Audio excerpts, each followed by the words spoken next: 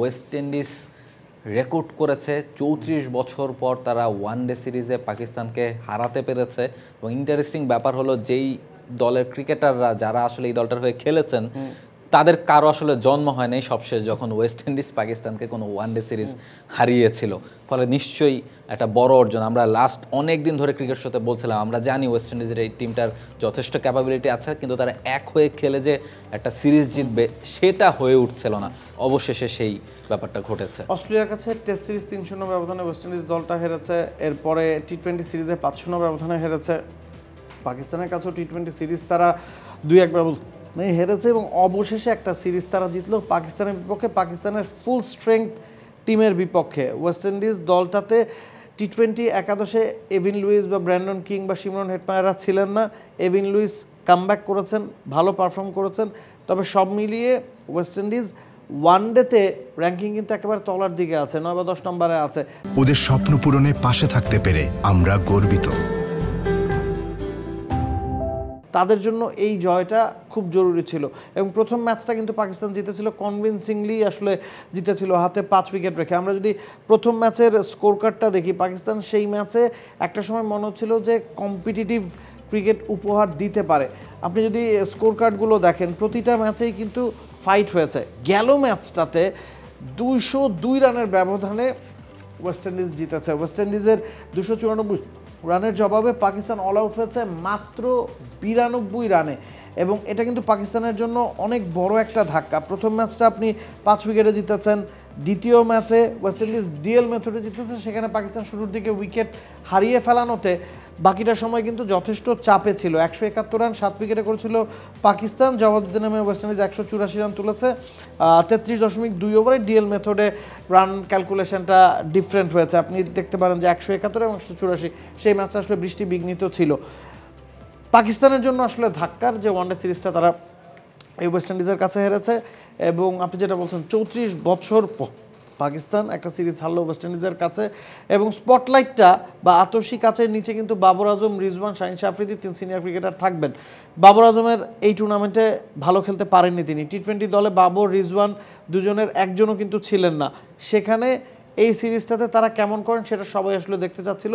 সেখানে বাবরের ফলাফল কিন্তু একেবারেই ভালো না। বাবর সব মিলিয়ে এই সিরিজে ৫৩ রান করেছেন, মোহাম্মদ রিজওয়ান ৬৯ রান করেছেন এবং দুজনের গড় একজনের ১৮ একজনের ২৩।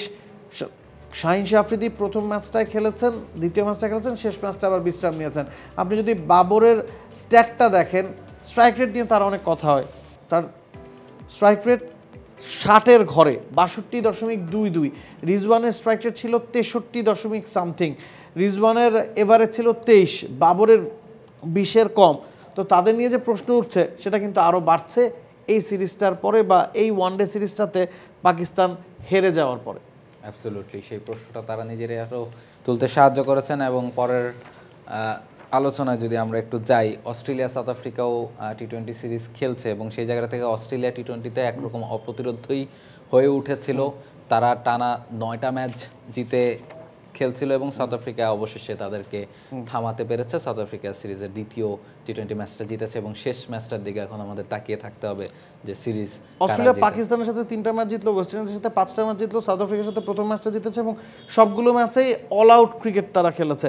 একেবারে শুরু থেকেই বেধড়ক পিটুনি যেটাকে বলে সেটাই মিচেল মার্শ, ট্রাভিস হেড বা মিচেল ওয়েন যারা নতুন এসেছেন, টিম ডেভিড, ক্যামেরুন গ্রিন, এই দলটাতে হার্ড হিটিং ব্যাটসম্যানদের সমন্বয় ঘটানো হয়েছে এবং তারা শুরু থেকেই প্রতিপক্ষের বোলারদেরকে চেপে ধরছে।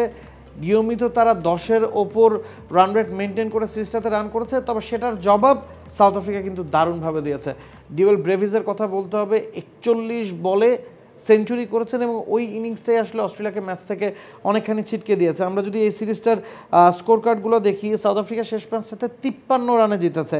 সাউথ আফ্রিকার ২১৮ রানের জবাবে অস্ট্রেলিয়া ১৬৫ রানে অল আউট হয়ে গেছে এবং প্রথম ম্যাচটা যদি দেখেন অস্ট্রেলিয়া কিন্তু ১৭৮ রানে অল আউট হয়ে যাওয়ার পরেও তারা ১৭ রানে জিতেছে।